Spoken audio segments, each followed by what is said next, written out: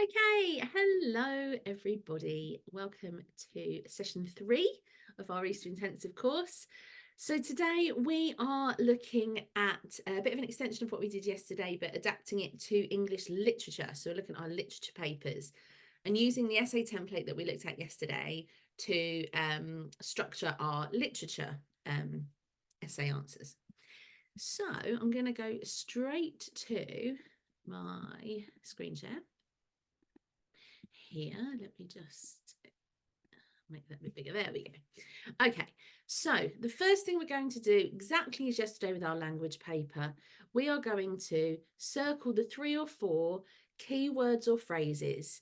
And these are the words that would tell you what to do, even if you threw away all the other words. Okay, so for example, the structure, particularly for AQA, if you're doing AQA, but it's very similar for Edexcel and for the other exam boards as well. But very specifically, up to now, the question for AQA literature has always been, how does, and then they put the writer's name, either use language here to present a theme or to present and then a character's name as a certain thing, like Macbeth as guilty, or Lady Macbeth as powerful, or I don't know, one of the characters, Macbeth as superstitious. Okay, so it tends to go in that pattern.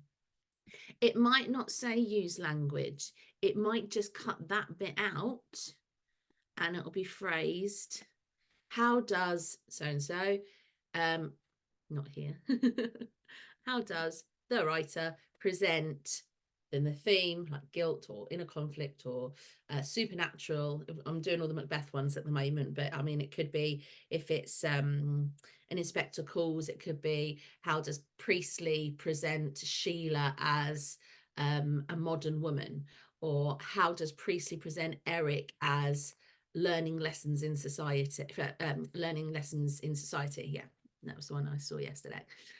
So it's always the same kind of structure. And then it will always say, or it usually says, you could include. Now, of course, they mean you should include. Like if they give you advice, take it. You could include the writer's choice. It's all about the writer. Remember, this whole paper is based on the writer's objectives. They want to know if you can identify the fact that the writer is manipulating you, basically, and how they're doing it. So you could include the writer's choice of words and phrases, language features and techniques, sentence forms, okay? So by words and phrases, they're talking about vocabulary there, and that's a great opportunity to get in your ambitious vocabulary. But also remember, you're identifying the vocabulary the writer is using. So one of the questions that is one of the past paper exam questions is, I'm just going to enlarge this a bit, starting with this extract, how does Shakespeare present the theme of morality? Okay. Now, the reason I chose this question, which I'm going to put at the top now, the reason I chose this question is because it is a prime example of even me misreading it. Because when I was going to read it, I read it as, starting with this extract, how does Shakespeare present the theme of mortality? And obviously the only difference there is a T. And it was because I was skimming and I started doing this lesson on mortality. And I was like, oh, hang on a second. It's not mortality, it's morality. So if you don't know what morality is, it's about your morals, about your moral code. So basically how you behave, regardless of whether you're religious or spiritual or because somebody's told you to. It's about inside what you believe is right and wrong behavior.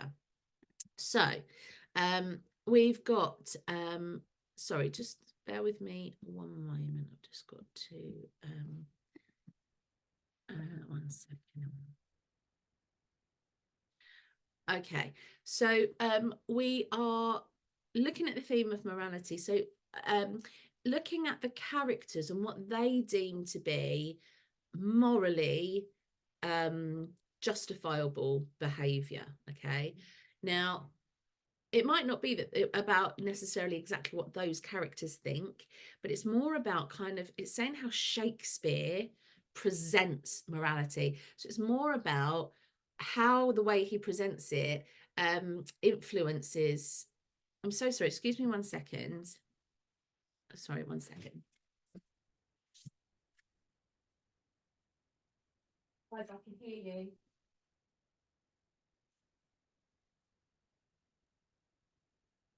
Sorry about that. My little boy's here and he doesn't want to go to his grandma's, so he's kicking off. Right, so where were we? So yes, we've got the theme of morality. So it's how Shakespeare is presenting it, which means it's about how the audience receives it. So what is the effect on the audience? And that is a big, big, big green flag for your answers. So when you get into your marking scheme, which we'll have a look at, I think that's tomorrow, we'll have a look at, you'll see that one of the things that they say is, does it explore the effect on the reader? And that's really, really important. So if we're looking at morality, it's kind of Shakespeare challenging how we as humans, how we judge the characters of this play and how we judge each other. And so the theme of morality is in the play, but what's really going to help you is doing that thing that I said yesterday about that upside down filter. So you start with making your point, then you add your quote as your supporting evidence. Then you want to zoom out. This is the bit that gets you the much higher grades, and instantly, just by doing even 1 point on this, will instantly get you up a bracket. You want to kind of zoom out and say, okay, so instead of me being absorbed by this whole play or this whole book, if we're doing a Christmas Carol, Frankenstein, Of Mice and Men, anything, any of your texts, what they are looking for is you not being immersed as the reader in this book or play, but then taking a step back again. Okay, well, if I was the writer, how am I writing these things? Why am I writing these things? Then we're looking at what influences the writer. So you've got the writer here. So we've got the world. What is the world of the writer? How has that influenced them? Have they got a life history, or that kind of influences what they've written? Have they got an agenda? Are they trying to either educate or entertain or both? And then we take a step back again, and can you relate it to society today? So that's like 4 steps back. If you think of Google Earth, like I said yesterday, if you think of Google Earth zooming out, that's kind of how you want to think about it, because they want you to be, in your whole exam, they want you to be an English critic. So you're not going in writing as if you are an English student writing an answer to an English GCSE question, but you are a critic of English literature, and you are giving your opinion based on your huge amount of reading and expertise on all these different things. That's basically the attitude they want you to have. So we're going to break down this plan exactly the same way as we did the language. You do P, E, E down the side, and 1, 2, 3 along the top. These are extras, just as a bit of a reminder. So the introduction, say what you will say. Don't worry about writing the introduction until you've done your plan, because once you know what your points are, you can then list them in your introduction. And what this does is it means that you're kind of giving an absolute, like, massive neon sign, big, those big like sports hands pointing to the examiner saying, this is what I'm doing. These are my 3 points that you can award me for. Yeah. And then you write your 3 points, which hopefully they'll see anyway. And then at the end, you remind them again. So we have discussed this point, this point, this point. And then you say how it's affected you. So the structure of your essay, you say what you're going to say. Then you say it in your 3 points. Then you tell them what you've told them. So just in a really short sentence. And then you add in the effect that it's had on you personally, just to round it off and finish it off and have that nice little ending. So if we're looking at this question, for example, and this can be one of millions, and I'd highly suggest and highly recommend that you Google for each play and each text, Google the themes or past paper questions, and you just get these PDFs from different colleges and things where they've done a list of all the questions on Shakespeare. So it might be all on Macbeth or all on an Inspector Calls, and then you've got all the past paper questions in one go on each subject. Rather than having a whole paper with all the different questions on. That's a really good way for you to revise. So if you go through all the past papers and plan the essays to all of those, you're going to have a really great rounded knowledge and a pre-plan in your head of those, which are really going to help you no matter what question comes up. Okay. And it's easy to think that, oh, well, what's the point of doing that? Because if we've had questions on it before, it won't come up this year. When you look at the questions, in some years, they've done the same question the following year. And sometimes I think they do that to make sure that you're revising everything and have a rounded knowledge rather than just going, oh, well, if it was on the paper last year, it won't be on it this year. So don't fall into that trap. So we're going to go with this one today. So starting with this extract, and it'll give you an extract. How does Shakespeare present the theme of morality? Now, of course, we're going to need that extract. So bear with me while I pull that extract up for you in my past papers. Bear with me. Been having issues on my laptop because it's not, I've got so much information saved on it that it's saying it's running out of memory. So I've got to do a huge clear out later on today to make sure I can actually download everything. Right, texts and Macbeth. I don't have my possibilities. Bear with me. Literature. Macbeth exam questions. I put it in the wrong folder. Here we go. Okay, now that's about him being a poet. Right, so I'm going to show you what I mean when you download these exam questions. You get this whole, all these pages of past papers, you see? So you get a really great idea of how they structure it. And you can see, read the following extract, tells you what's happening at this point. Then it says, starting with this speech, explain how Shakespeare presents the relationship between Macbeth and Lady Macbeth. So you can see it's exactly the same structure. Starting with this speech, explain how far you think Shakespeare presents the theme of guilt. Starting with this speech, explain how far you think Shakespeare presents Macbeth's inner conflict. So you can see that the structure of the question is very, very similar every time. The only difference is that they change the what the theme is or what the character is. Okay, so this is the one that we are looking at. Let me just try and zoom in a little bit more on that. I don't think it's going to let me. Sorry guys, me being technically completely incompetent as usual. Right, here we go. So the section we're looking at, the extract, is this one here. So it says, read the following extract from Act 3, Scene 2, and answer the question that follows. At this point in the play, Macbeth and Lady Macbeth are discussing their thoughts following the murder of Duncan. So we've got Lady Macbeth. How now, my lord, why do you keep alone? Of sorriest fancies your companions making, using those thoughts which should indeed have died, with them they think on.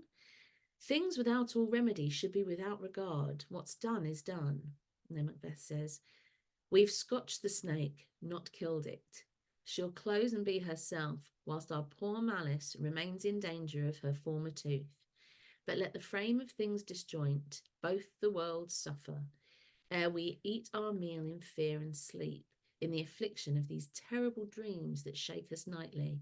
Better be with the dead, whom we to gain our peace have sent to peace, than on the torture of the mind to lie in restless ecstasy.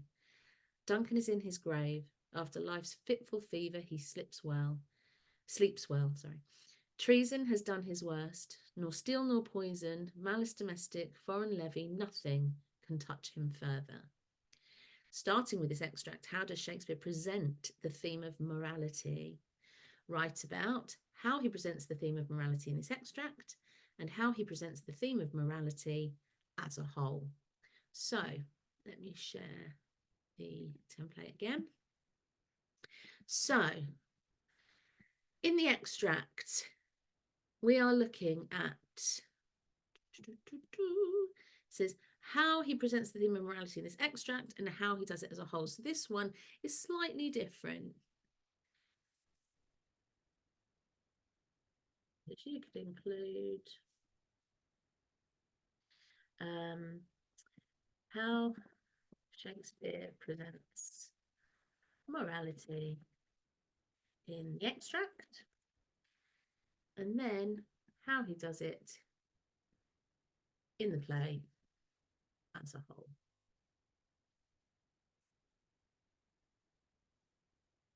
What it doesn't do is the invisible third thing, which is ask you, why does the writer do this? What is the effect? Actually, I'm going to put intention and effect. Intention and effect. Okay.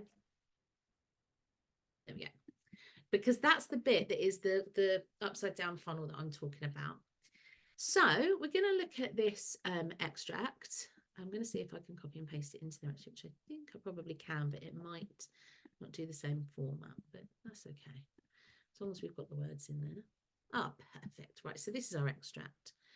How now, my lord, why do you keep alone? Why are you on your own?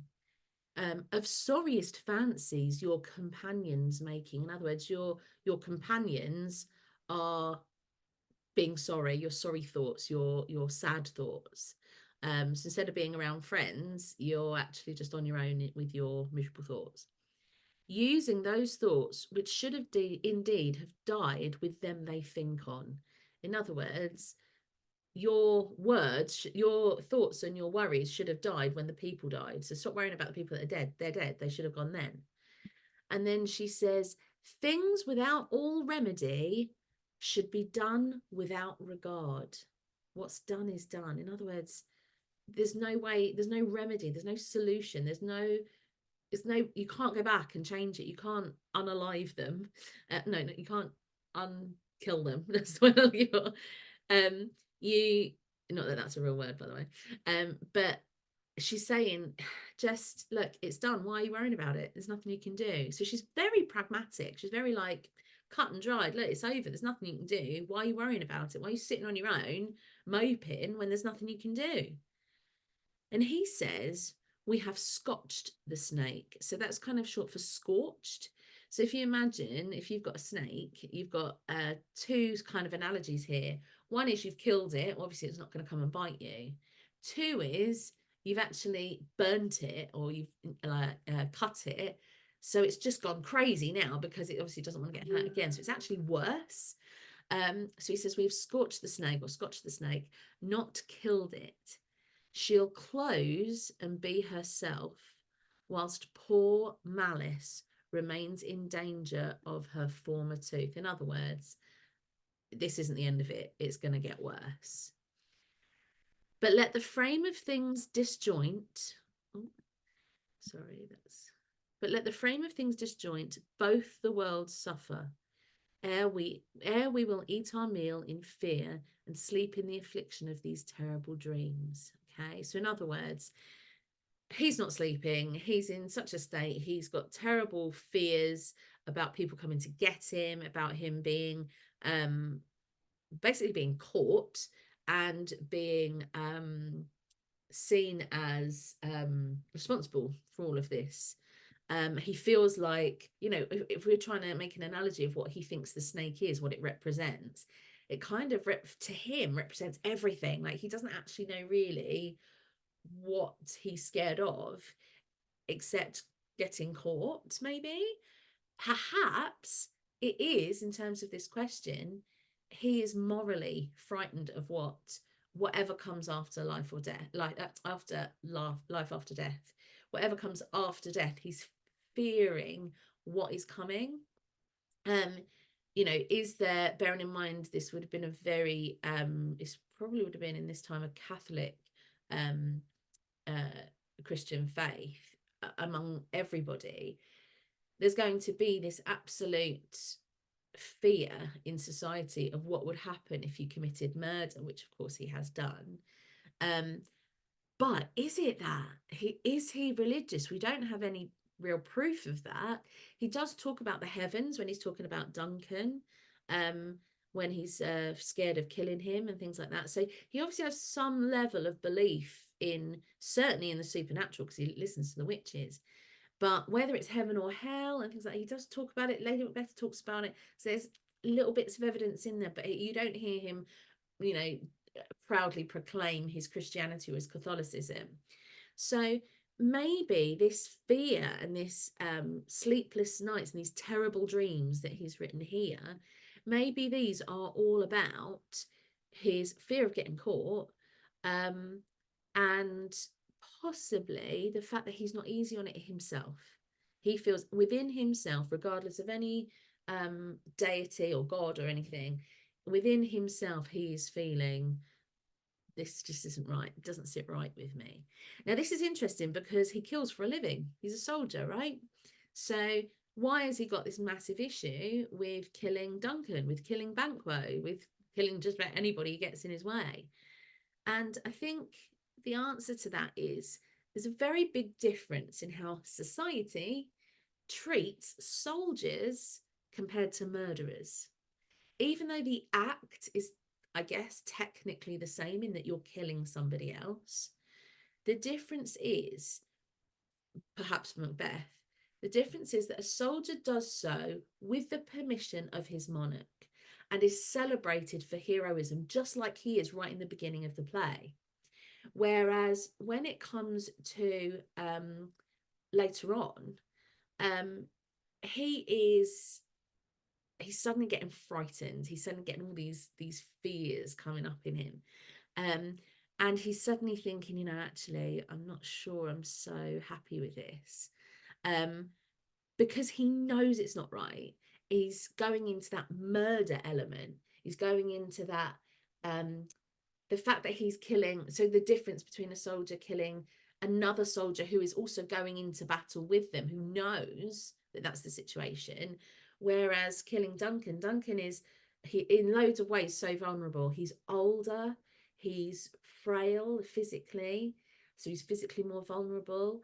He's asleep. Like there is not a more vulnerable position for a human to be in than asleep, because you have no control over what's happening. You're unconscious to some extent. You're not unconscious as in a coma, but like you're not conscious of what's going on around you because you're asleep. So you're so vulnerable. You need to be in a place of absolute safety for your body to sleep. So the fact that this vulnerable man is asleep and he's creeping up on him and killing him is the part that I think Macbeth can't resolve himself to. He can't be okay with that. It's not a soldier coming out to battle and he's meeting him in battle and it's a fair fight, and the other soldier has gone into that battle accepting that he might die, just as Macbeth has. This guy's asleep. This guy is just coming in and go, and that's the part that I think Macbeth struggles with. So that's a moral issue there. They shake us nightly, better be with the dead, whom we to gain. So I don't know what this is, not doing the lines here. Better be with the dead, whom we to gain our peace have sent to peace. In other words, once you're dead, it's peaceful. No one can hurt you. You know, Duncan is in his grave after life's fitful fever. So he's describing life as a really extreme illness. It's a fever full of fits and fever, you know, this fever and fitting, and you know, it doesn't describe life as very peaceful at all. And that's obviously his experience of life. So after life's fitful fever, he sleeps well. So as in Duncan sleeps well because he's dead. Treason has done its worst. In other words, the worst that could happen is he could be killed, and that's happened. Nor steel nor poison, so not steel or poison, malice domestic, foreign levy, nothing can touch him further. So all the things that would have bothered a king or even anyone in power or anyone at risk, nothing can hurt him anymore because he's dead. So it's almost like Macbeth's kind of thinking, do you know what? Life is so frightening for me right now. I actually envy Duncan, because he's dead. He doesn't have to worry about anything. So the important thing here is that we're saying, how does the writer present where was the question? Lost it. It's at the top. There we go. Starting with this extract. How does Shakespeare present the theme of morality? So first thing we're going to do, and I apologize if you're not doing Macbeth as your text, but this is the reason I'm going through all of this explanation as well, is you can see how this will link to your own text as well. So where in here is there an example of something we can talk about with regard to morality? So here, how now, my lord, why do you keep alone of sorriest fancies your companions making, using those thoughts which should indeed have died with them they think on? Things without all remedy should be without regard. What's done is done. So that for me says, here's something about Lady Macbeth's moral code. If it's done, it's done. There's no point in worrying about it. So I'm actually going to copy that as my quote. I'm going to put that straight in my evidence box. Hopefully that will, yeah, it does. Okay. And we could do with making that a bit smaller so that it's a bit more. Let me do that, but anyway, we'll come back to that. Okay, so that's our evidence. And my point that I want to make is that Lady Macbeth has a questionable moral code. Okay, that's the point I want to make. Lady Macbeth's morals are not what maybe they should be, you know. Here is my evidence in the extract. So she says, things without all remedy should be without regard. What's done is done. Okay, now you could use this quote. You could actually also use using those thoughts which should indeed have died with them they think on. Okay, that's kind of harsh, isn't it? You're worried about the people that are dead. You worry should have died when they did. She just has no remorse. So here I'm going to explain. We're going to do that Google Earth thing where we say, okay, so in the extract, she is saying that that you shouldn't worry about things that can't be undone. So it suggests no remorse. Okay. Now, what's really interesting about this particular thing is that we're going to look at the influence of what's going on around that time. So James I had, we believe, when it was brought out, it was just around the time James I had become king. And Shakespeare had been very popular with Elizabeth I, the queen before James I. And she had been in power for a very long time, very successfully. And this was the Virgin Queen, the one with the big red hair and everything. That's her. Her dad was Henry VIII. So prior to her being in power, there was a lot of upset around her sister and her brother and her becoming king and queen. So her younger brother became king but died young. Her older sister became queen, but because she was Catholic, because of her mother, Catherine of Aragon, and because Elizabeth was Protestant because of her mother, Anne Boleyn, it wasn't just a war of sisters being in power, it was a war of religions, and the country was behind the queen who served the religion that they wanted. And because Henry VIII, when he then married Jane Seymour, basically said that both girls were not in the line to the throne. They weren't allowed to be heirs. He said that they were both illegitimate. That meant that the whole country was like, well, not only are they girls and they shouldn't be on the throne anyway, but actually Henry VIII said they're both illegitimate, so they can't be on the throne.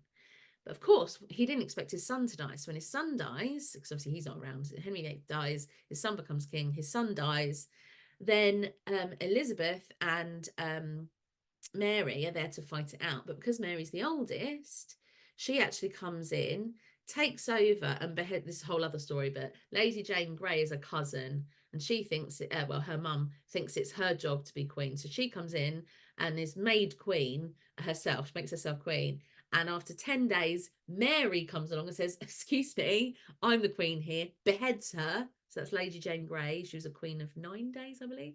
Beheads her and then becomes the Catholic queen, imprisons Elizabeth, her sister, her half-sister, and burns anybody who isn't Catholic.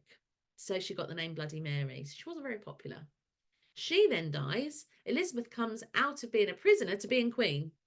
Now, obviously, everyone by this point is absolutely worried sick. They think, oh, brilliant. We've just been Catholic and all the Protestants have been burnt. Now we've got a Protestant queen. Is she going to burn anyone who's Catholic now? Because that's now the whole country.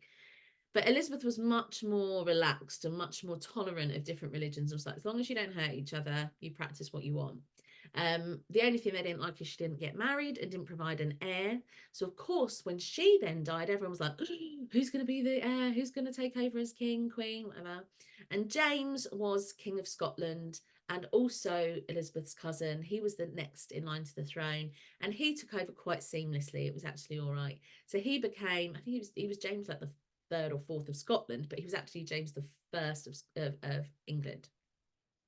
So he's just taken over. So they've just gone through this whole, the society that's there right now at the time of Macbeth has gone through this whole, well, their grandparents would have seen maybe what happened with Henry VIII and when Elizabeth came into power.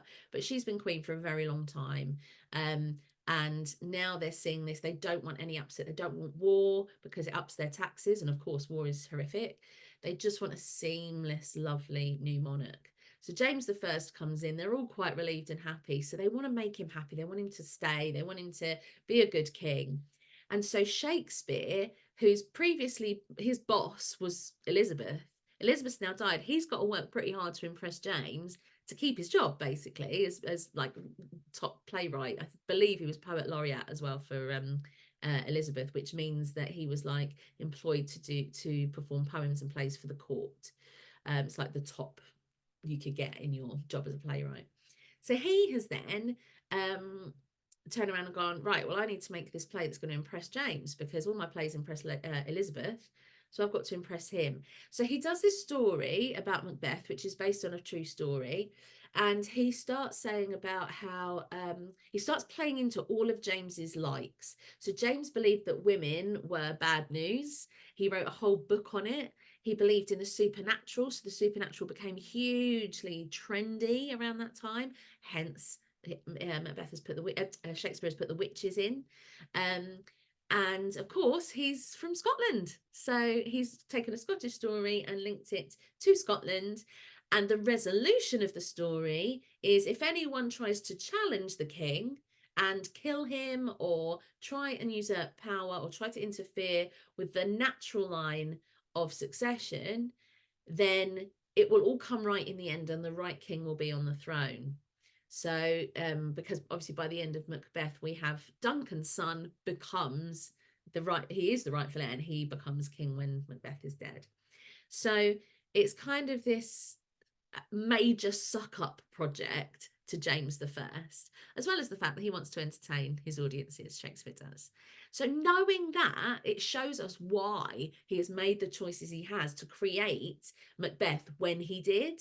And if you can put any of that into your exam, you don't have to worry about the whole monarchy with the girls, with Mary, Elizabeth, and obviously with Edward as well. You don't have to put all that in, but just knowing that, being able to say, society did not want the war or the upset of any question about the monarchy.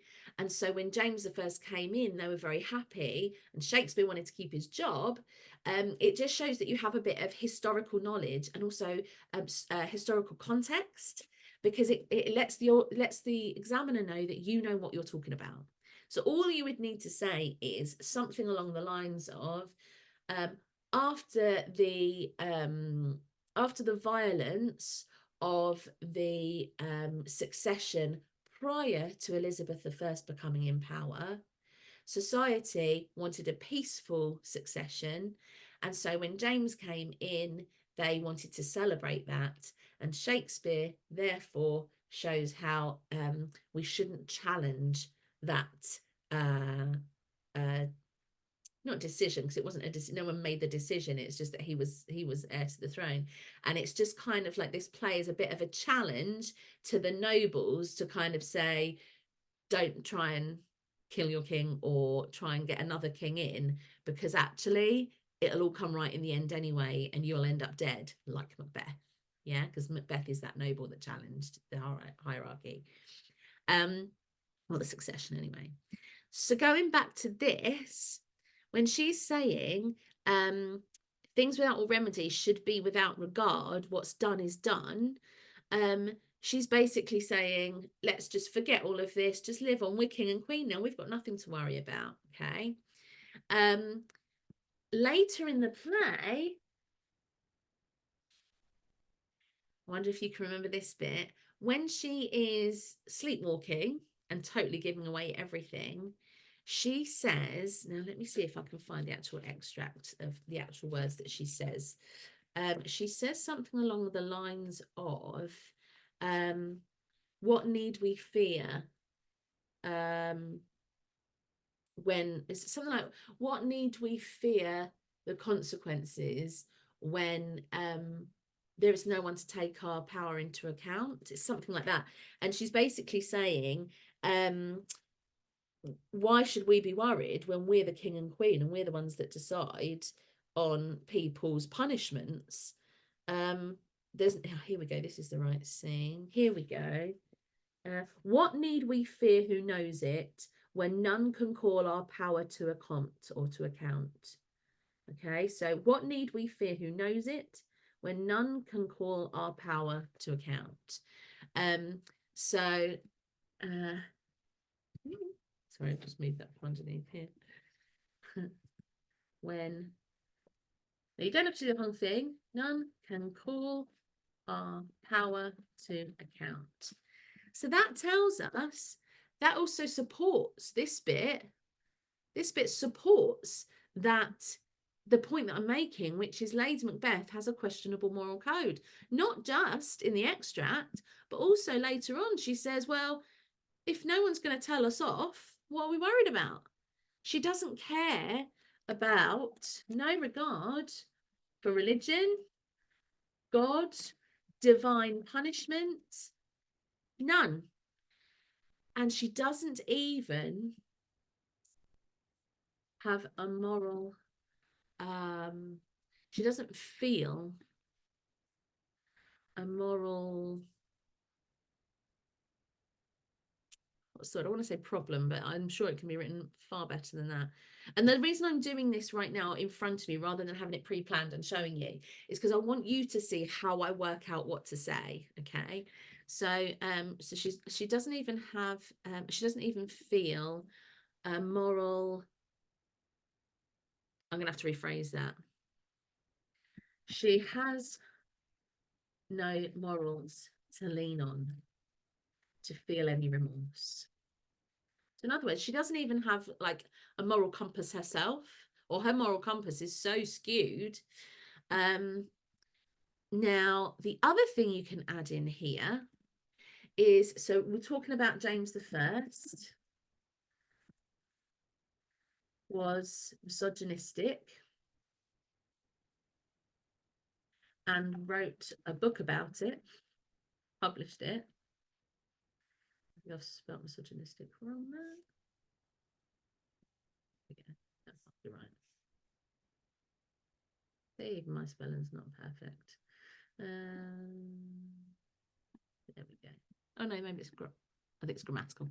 Okay, so James I was misogynistic and wrote a book about it. Shakespeare wanted to please James I, added Lady M as morally questionable. So it goes straight back to the first thing that I said. My point is, Lady Macbeth has a questionable moral code. Okay, and so we're not only seeing proof that it's in the extract, proof that it's later in the play as well, but we're also saying why, going back to here. Oh, it's not very clear now. Oh, that's it. Why does the writer do this? So why has he made Lady Macbeth have a questionable moral code? Because he wants to suck up to James I and get more jobs out of it. what is the intention? Well, that's kind of the same thing. And the effect. So what effect would this have had? Okay, so you can do it one of two ways here. So you can look at the effect on you, or the effect on the audience at the time.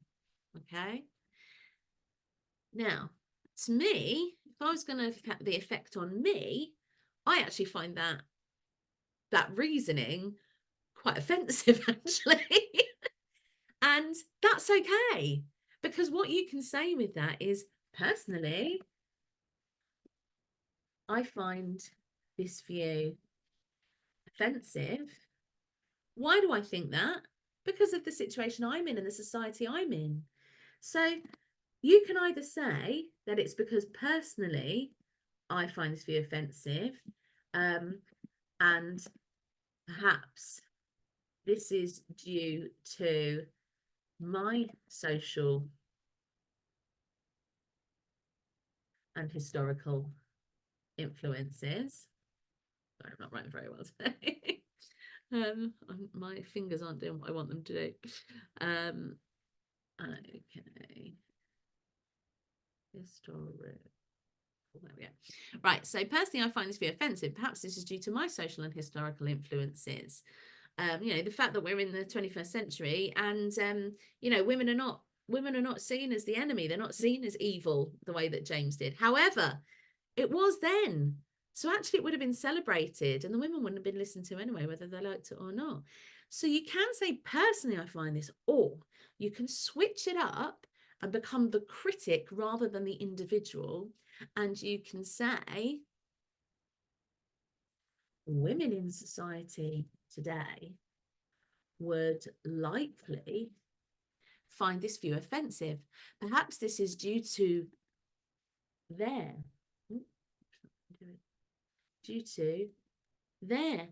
social and historical. Why is that not showing? Having issues with my computer today, I do apologise. So women in society today would likely find this view offensive. Perhaps it's due to their social and historical influences. However, Shakespeare's intention would most likely, you want to be suggestive, let's say it possibly is. Shakespeare's intention would have been to please the king.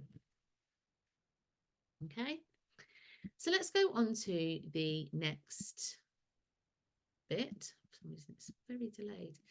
Okay, so the next bit, point 2, let's look at morality again. So where else in here have we got evidence of morality? So we've done Lady Macbeth. Now let's look at Macbeth. Now you could do it character by character. You don't have to. That's just how I'm doing it because it seems to be obvious. It seems to make sense. We've scotched the snake, not killed it. The snake. What does that remind you of? The Bible. So Adam and Eve. The snake is the whisper in the ear, the temptation in the Garden of Eden, the thing that makes Eve eat the apple. If ever you see any allusions to a snake in Shakespeare, it is, and in most poetry, to be honest, it is often a direct link to the Bible and to the afterlife and God and Christianity. So it's interesting how Macbeth here has said we've scotched the snake, as if the snake is the evil thing, if we're looking at it being about the Garden of Eden and the devil. He's almost saying the snake is the evil thing. Well, as soon as you say something else is evil, it automatically means you're not, doesn't it? If you go around saying, oh, he's a complete nightmare, he is, immediately that means you don't think you're a nightmare. Yeah. Or oh my goodness, she is so up herself. If she's really up herself, you're really not up yourself, because you can identify that, and you've said that she is. So by him identifying the snake as being something not him, he doesn't see himself as evil, I don't think. I think that's a clue there. We've scotched the snake, not killed it. She'll close and be herself, whilst poor Malice remains in danger of her former tooth.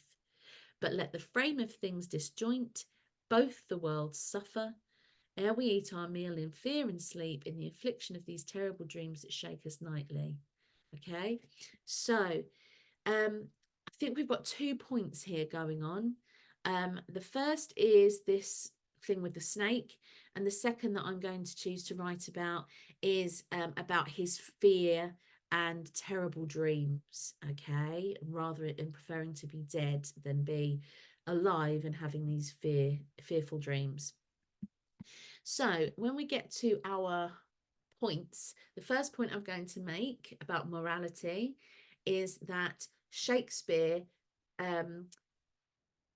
Shakespeare presents Macbeth as not believing he is evil, and I'm going to use that as an example, that the Scotch the snake. So,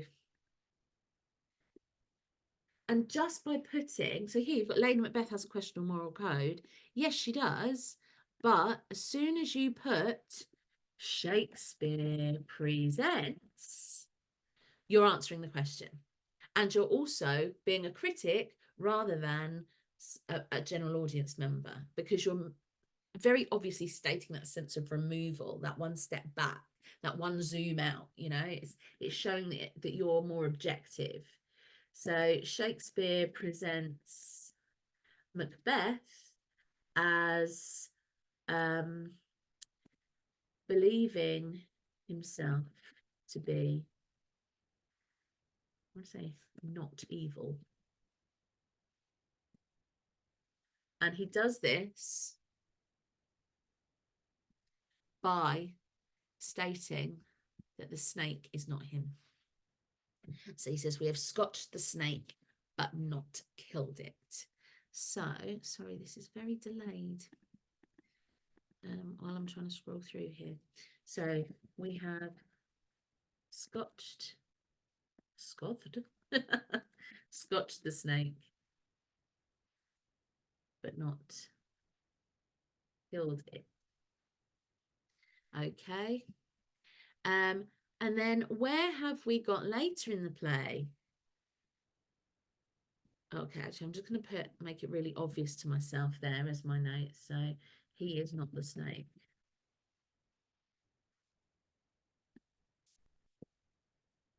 Therefore, he does not see himself.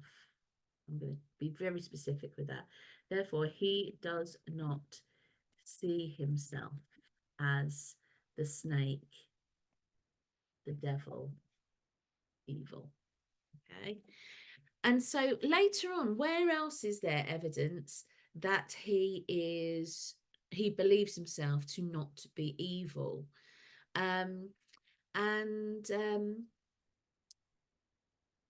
I think, I'm just thinking now, actually, the moment where he's shocked that he can't say amen when he kills Duncan and the 2 grooms start saying their prayers, and he can't say amen, and he's like, wherefore could I not say amen? So when he kills Duncan,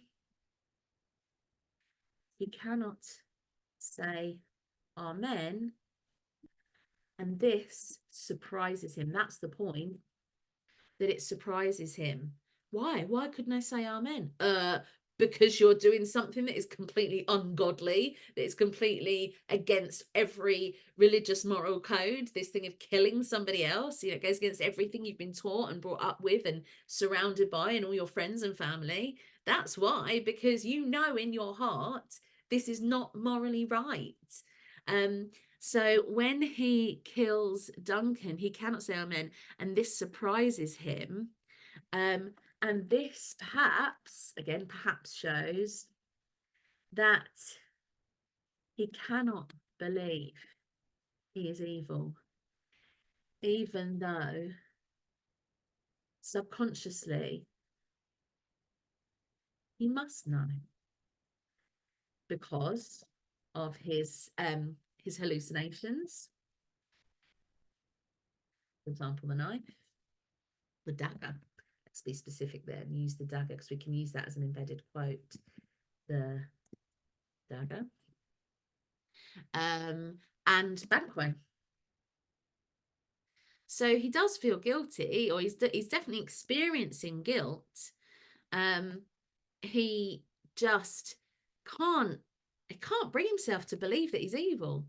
And that gives me two examples, one in the extract and one in the whole play, that shows that he doesn't believe he's evil, but something in him is screaming, I can't cope with this, because he can't sleep. So what's great about this point is the point that I'm making is that he does not believe that he's evil, but or openly or overtly he can't admit that he's evil or that he's committing these evil acts, but subconsciously he knows he is. There's this part of him that just knows it's not right. That's why he has these deliberations when he's about to go and kill Duncan. That's why he has to go and see the witches for permission to know that he's doing the right thing, you know, that confirmation that he's on the right path. The fact that he writes to Lady Macbeth, like, what is that about? So he's like, you know, he's meant to be this big, manly, very powerful man, very great soldier, won loads of battles. He's killed lots of people in an honorable way, because apparently that makes it okay. He's done all of those things. And then he goes to see these witches and they're like, oh, you're going to be king one day. Now, if someone said that to you, you'd be like, load of rubbish, don't be ridiculous, I'm not gonna be king. Or if I am, it'll happen and I'm not going to worry about it.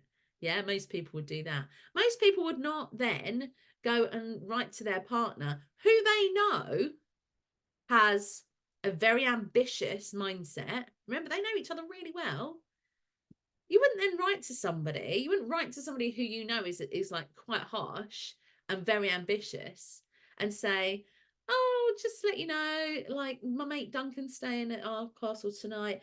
Oh, it was so funny. I met these witches that said I was going to be king, ... Of course, she gets the letter. She's like, oh my God.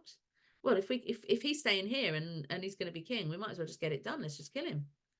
So to me, I kind of, although there's nothing in the text that suggests it, I do think that the act of him writing to Lady Macbeth is him almost passing the buck a little bit and saying, you know, I kind of know, I think, how she's going to react. But if she wants to do it, then I can do it. But it's like she's told me to. Because he still does it, but he still knows it's wrong. So it's this thing of morality. We're going to say, but he does have morals. Or so he does have morals, because he demonstrates some guilt in his actions. Okay, so we're going to change this up. We're going to go back. He does have morals. Shakespeare presents him as having morals. Ooh. Sorry about these typos, it's just I'm trying to type fast. So Shakespeare presents him as having morals because he demonstrates this in his behavior. Okay, so Shakespeare now, in your essay, you've now shown that Shakespeare has given us two insights into two different moral codes, two different people's kind of approach. Okay, the third one we said was about Shakespeare. I always do this. Macbeth says he would rather be dead and at peace.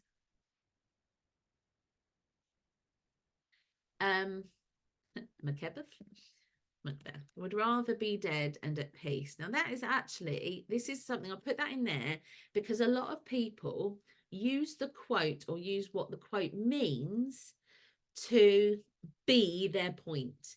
It's not. This is your evidence. This is what backs up what you think. So what we need to do is actually move this into our evidence, because the reason I've done that is it's so easy to get carried away and just start looking at the quotes and the fact that it's morality. But every time you come to your new point, when you've done all of that, because your brain will have gone off on lots of different things, come back to the point, look at the question again. Okay, and the question is, how does Shakespeare present the theme of morality? So what else does he present in this extract? he presents Macbeth as being affected badly by his actions, by his immoral actions.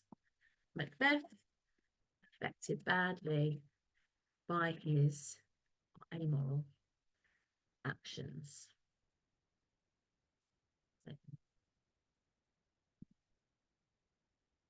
By his immoral actions, okay?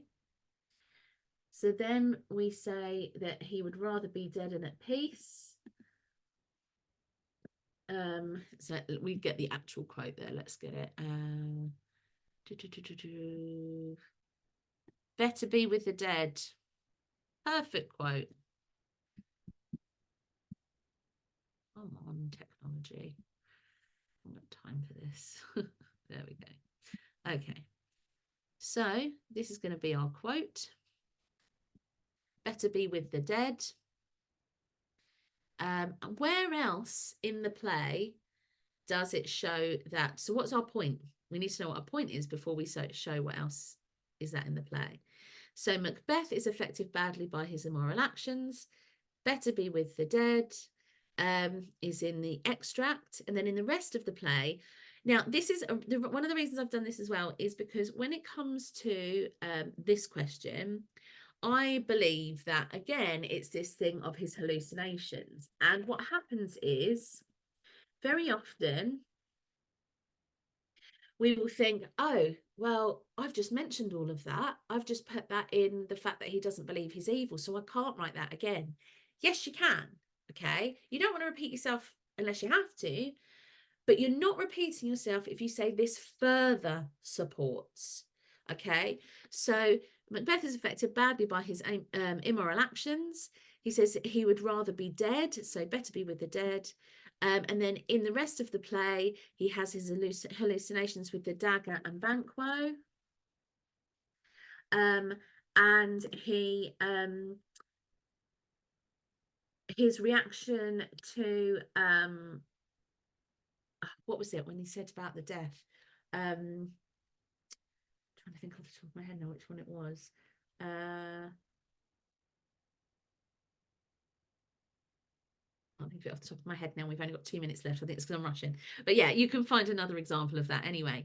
But because we've used the hallucinations before, we can then say that so the hallucinations once again prove his inner moral turmoil at his actions. So what I'm trying to say here basically is that you can use the same example to back up a different point. You can use a different example to back up the same point, as long as you say this further supports my idea that blah blah blah blah blah, or this further supports my suggestion that Shakespeare presents morality through Macbeth by blah blah blah blah blah. Yeah, so you can repeat yourself as long as you say it either further supports or it's a different it's the same point but a different quote. And then in your final paragraph, you're going to bring it all together. So you're going to sit back and you're going to go, okay, right. So I've got in this play, I've got Lady Macbeth, who has no remorse and is just like, just get over it. You've done it now. What are you pining over? You've got Macbeth, who is, I'm not evil, I'm not evil, I'm not evil, but then goes and kills everybody. And then it's like, oh, and like worried about, you know, he has that whole dichotomy about killing Duncan when he's like, yeah, but he's like a dad to me and he's such a good king and he's all these things, you know, so he does have these, you know, inner conflicts going on. So I've got this really conflicted moral character. There's also, now there's no mention of the witches in here, but you could also then bring in the conclusion the witches. So the witches could be seen as purely evil, even though they don't tell Macbeth to do anything. They just suggest things that might push in that way. And they say, by the pricking of my thumbs, something wicked this way comes when Macbeth comes. So they identify Macbeth as being evil as well. So although it's not a question about good and evil, to some extent it kind of is, because we're talking about morality and what we believe is good. And I would say that as a conclusion for this particular essay, after we've gone through all of this, I would say, I believe Shakespeare presents morality as something that is universally agreed by a society. We have an idea between us how to live, regardless of religion, regardless of upbringing. We tend to agree that certain acts are considered inhumane or immoral. And with this inside us, we behave in a certain way. And if we go against that, if we go against our inner morals, we find it hard to function in society, which is why Macbeth has gone and taken himself off on his own, because he can't face what he is and who he is now. It's why Lady Macbeth is angry with him, because she's like, "Oh, get over it, for goodness sake," because she's fine. In her morality, she's fine. But hers is very different to usual societies. And it gives us an option as an audience. And this is what I would put in my conclusion. I believe Shakespeare is giving the audience an option to see that they have the choice of being evil and being like Lady Macbeth, who seems to be fine with it, but actually ends up having sleepwalking fits and is suicidal herself. Or we can choose the good and having a moral code that we stick by, where we can live at peace with ourselves, and not necessarily bringing anything into it like religion. And that would be how I'd finish it off. And then finally, I would add with how it's affected me as an individual. Or how successful, that's a great one, how successful Shakespeare was. I believe Shakespeare was really successful in presenting morality in Macbeth as a prominent theme, because it makes us as the audience question our own moral code and therefore want to be better people so we don't suffer like Macbeth. Mic drop. And that's what you want. At the end of every essay, you want to be able to like, boom. So I hope that was useful. I'm sorry it was a little bit higgledy-piggledy today. I'm having a few tech issues. I'm going to sort those out for tomorrow. I hope that's been useful. My advice to you tonight or this afternoon is to find another Shakespeare essay, past paper essay question, and do this plan. Okay, it might not be a Shakespeare actually. I would also suggest you do one for an Inspector Calls, if that's what you're doing, or your play, one for your novel, which might be Of Mice and Men, it might be A Christmas Carol, it might be Jekyll and Hyde, and also you might like to start looking at your poetry, but we're gonna get to that soon. So you've got a template for your language essays and you've got a template for your literature essays, and this is the one that we've done for our literature essays. I hope that has been useful today. Thank you for your patience, and I will see you tomorrow. If you need a recording of this, just give me a shout. Okay, take care. Bye.